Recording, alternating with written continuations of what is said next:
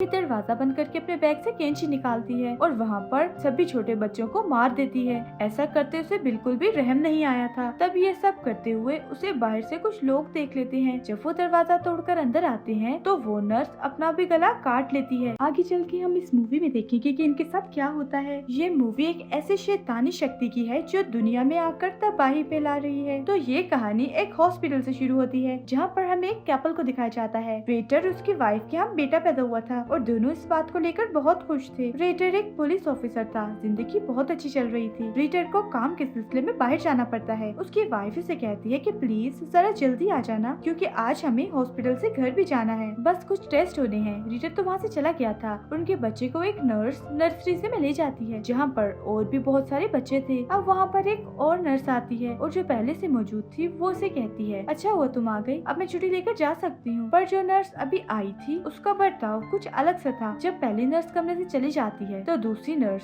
Reader के बेटे को बड़े ही गौर से देख रही थी और फिर दरवाजा बंद करके अपने बैग से कैंची निकालती है और वहाँ पर सभी छोटे बच्चों को मार देती है। ऐसा करते उसे बिल्कुल भी रहम नहीं आया था। तब ये सब करते हुए उसे बाहर से कुछ लोग देख लेते हैं। जब वो दरवाजा तोड़कर अंदर आते हैं तो वो नर्स अपना भी गला काट लेती है। सब कुछ बहुत भयानक था। वो नर्स भी मर चुकी थी। ये बात जब रीडर को पता चलती है तो वो बहुत रोता है और पूरी तरह से टूट चुका था। पर उसका साथी उसे कहता है कि इस वक्त तुम्हें हिम्मत नहीं हारनी बल्कि अपनी वाइफ के साथ रहो। वो भी बहुत दुखी है। इसके बाद हमें 5 साल बाद का सीन दिखाया जाता है। रीडर अब अकेला रह चुका था क्योंकि उसकी वाइफ ने अपने बच्चे के गम पे अपनी जान दे दी थी। इसके बाद हमें एक पैरानॉर्मल इन्वेस्टिगेटर दिखाया जाता है जो भूत प्रेत आत्माओं से बातें कर सकता था। इसका नाम इवान था। उसको कॉल आती है। उसे बताया जाता है दुनिया में कुछ ऐसे हादसे हो रहे थे जिनको समझ पाना बहुत ही मुश्किल था। हाल ही में एक बच्चे ने स्कूल में फायरिंग करके बहुत सी और अपने जैसे बच्चों को मार दिया था। इस केस को अब रीडर को दिया जाता है। फिर हमें एक लेडी दिखाई जाती है जिसका नाम एलिना था। वो अपने घर में कुछ सामान लेकर आई थी। फिर उसका बेटा उसके पास आता है, कहता है मॉम मैंने एक बुरा सपना देखा है। शैतान मेरा पीछा कर रहा था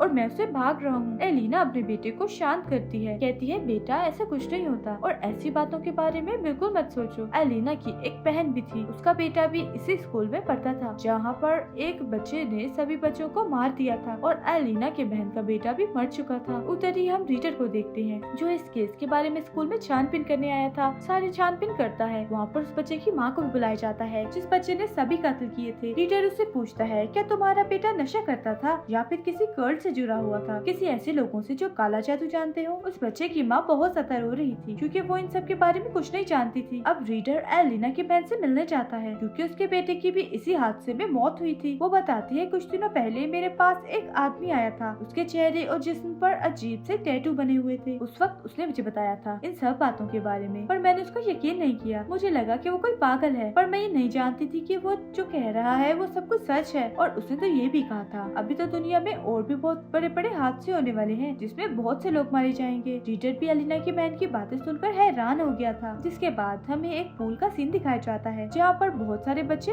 तैरने आए हुए थे। वहाँ पर सफाई करने वाली औरत को न जाने अचानक से क्या हो गया था। वो बिजली की तारों को लेकर पूल के सामने खड़ी हो जाती है। जब एक आदमी उसको देखता है उसे रोकने की कोशिश करता है पर वो उसे भी बिजली के झटके देकर मार देती है। ये सब देखकर पूल में जितने भी लोग थे सब भागने की कोशिश कर रहे थे लेकिन वो औरत उन तारों के साथ ही पानी में कूद गई थी जिससे पूल में जितने भी लोग थे सब मर गए थे। इस बारे में रीडर को भी पता चलता है तो वो वहाँ पर इन्वेस्टिगेशन छानबीन करने के लिए आता है। वहाँ पर पैरानॉर्मल इन्वेस्टिगेटर ईमान भी था जो इन चीजों के बारे में जानता था। रीडर को ये केस बिल्कुल वैसा लग रहा था जहाँ पर पहले एक कातिल लोगों को मारता है और फिर खुद बाद में अपनी जान ले लेता है। इवान उसे कहता है ये काम किसी शैतानी शक्ति का है पर रीडर ये सब बातें मानने को तैयार नहीं था क्योंकि वो ऐसी बातों पर यकीन नहीं करता था। इवान कहता है याद करो 5 साल पहले की बात है जो हादसा हॉस्पिटल में हुआ था जिसमें तुम्हारे अपने बच्चे की जान गई थी। ये दोनों केस मुझे बिल्कुल वैसे लग रहे हैं। इवान कहता है ये किसी ऐसी शक्ति का काम है जो पहले एक इंसान को अपने कंट्रोल में करता है फिर सबको मरवाता है। एक लेडी के घर जाते हैं जो एक मिनाजूमी थी। वो अपने कार्ड से इनको बताती है कि दुनिया पर शैतान का असर हो रहा है। कोई कल्ट नहीं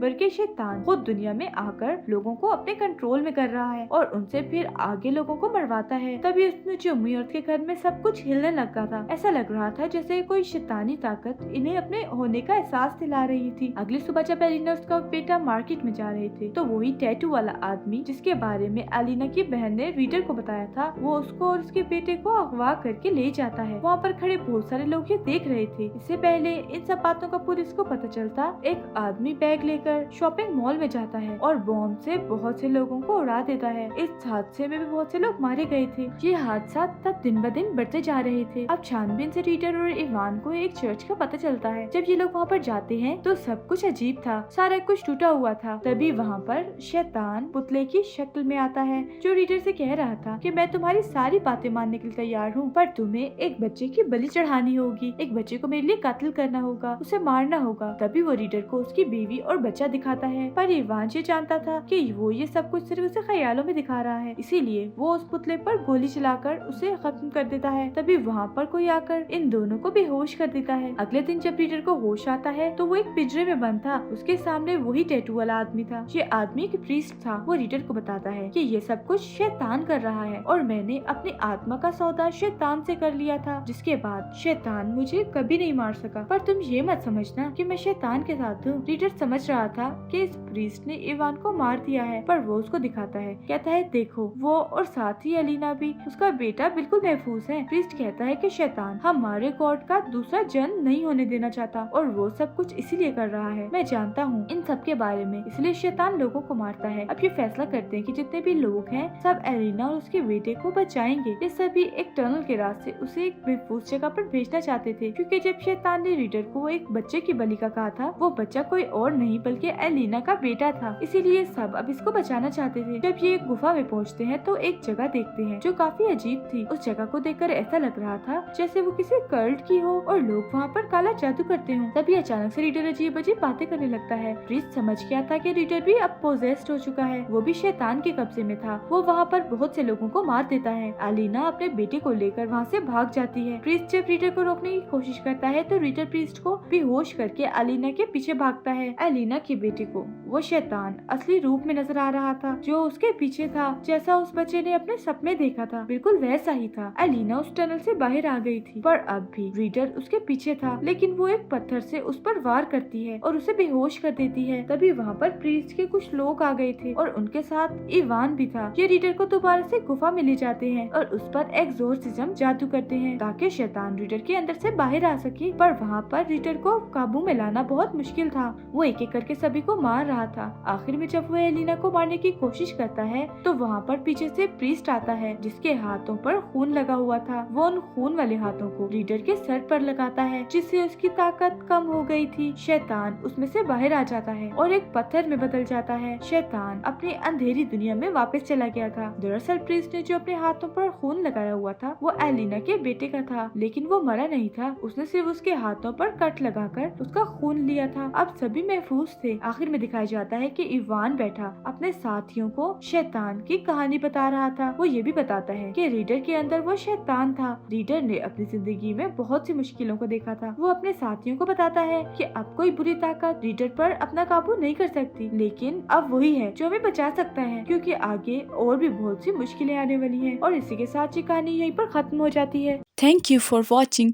मूवी अच्छी लगी हो तो लाइक, शेयर और चैनल को सब्सक्राइब जरूर कीजिएगा।